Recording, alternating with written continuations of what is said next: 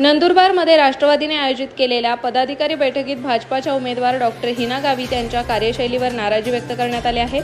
शिवसेनेपाठोपाठ थेट राष्ट्रवादीच्या पदाधिकाऱ्यांनी देखील भाजपा उमेदवारांबाबत नाराजी व्यक्त केल्याने महायुतीमध्ये सारच काही अलबेल नसल्याचे बोलले जात आहे।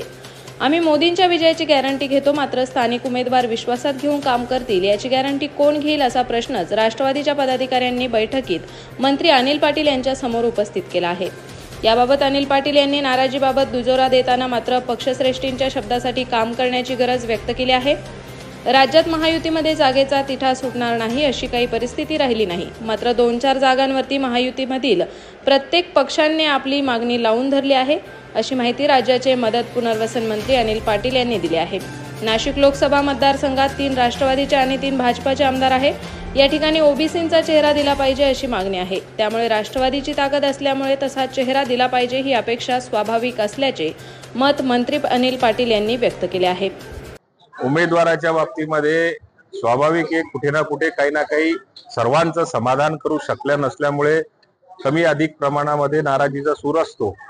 पण आपल्याला देशाचं राजकारण बघायचंय, राज्याचं राजकारण बघायचंय, त्याच्याबरोबर आपल्या पक्षाच्या नेतृत्वाने आपल्यावर विश्वास जर का दाखवला असेल, त्या विश्वासाला आपल्याला पात्र ठरायचं जर का असेल, तर उमेदवार आपल्याला भविष्यात कामात येईल किंवा कामात आला नसेल या सगळ्या गोष्टी आपल्याला बाजूला ठेवून आपल्या पक्ष नेतृत्वाने दिलेला शब्द तो आपल्याला योग्य पद्धतीने पार पाडावा लागेल। त्यामुळे महायुतीचा उमेदवार खानदेशातल्या 4 जागांवरती जो असेल तिथे राष्ट्रवादी काँग्रेस पक्ष ठणकावून काम करेल, आत्मविश्वासाने काम करेल आणि राष्ट्रवादी काँग्रेस पक्षाचा प्रत्येक कार्यकर्ता निवडणुकीमध्ये 100% झोकून घेईल। मुळात कळीचा मुद्दा वगैरे काही बनलेली, कुठल्या जागेचा तिढा सुटण्यासारखी अशी काही परिस्थिती राज्यामध्ये राहिलेली नाहीये। एक 2-4 जागांवरती प्रत्येक पक्षाने आपापली मागणी त्या ठिकाणी मांडलेली आहे।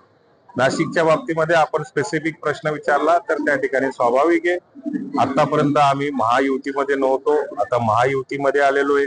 त्या मतदारसंघामध्ये लोकसभा मतदारसंघामध्ये 3 राष्ट्रवादीचे आमदार आहेत, 3 भारतीय जनता पार्टीचे आमदार आहेत आणि एक ओबीसीचा चेहरा त्या ठिकाणी दिला पाहिजे किंवा राष्ट्रवादीची ताकद असल्यामुळे त्या ठिकाणी कुठलाही उमेदवार दिला पाहिजे ही अपेक्षा ही स्वाभाविक आहे। पण येणाऱ्या काळामध्ये महायुतीचे 3ही पक्षाचे नेते जो उमेदवार ठरवतील, ज्या पक्षाचा ठरवतील त्या उमेदवाराचा प्रचार मात्र अंतिम टप्प्यात असलेली नाशिकची निवडणूक ही योग्य पद्धतीने पार पाडली। कधीपर्यंत सगळं जागा वाटपाचं क्लिअर होईल? सगळं अंतिम टप्पा आज तुमचा मेच्या एंड पर्यंत गेलेला असल्यामुळे अजून नोटिफिकेशन द्यायचं, त्याची मुदत, फॉर्म भरण्याची मुदत आपली बाकी आहे। तोपर्यंत ही प्रक्रिया आपला उमेदवारी अर्ज दाखल करेस तोपर्यंत ही प्रक्रिया कमी अधिक प्रमाणामध्ये 1-2 मतदारसंघामध्ये चालू राहील।